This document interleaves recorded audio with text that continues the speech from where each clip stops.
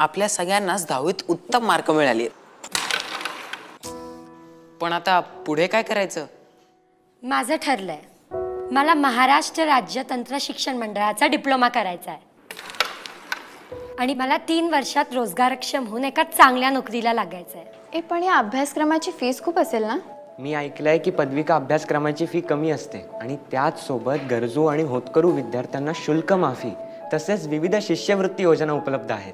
हो अगं, आणि पहिल्या वर्षात मराठी आणि इंग्रजी भाषेमध्ये शिकण्याचाही पर्याय उपलब्ध आहे। डिप्लोमा पूर्ण करून अभियंता झाल्यावर सरकारी किंवा खासगी कंपनीमध्ये सुद्धा अभियंता म्हणून चांगली नोकरी लागू शकते। पण जर मला उच्च शिक्षण घ्यायचं असेल तर कुठलीही सीईटी न देता डिग्रीच्या दुसऱ्या वर्षातच प्रवेश मिळू शकतो। चला तर मग सगळ्यांनीच पॉलिटेक्निकला प्रवेश घेऊया। उज्ज्वल भविष्यासाठी पॉलिटेक्निकला प्रवेश घ्या। अधिक माहितीसाठी या संकेतस्थळांना भेट द्या।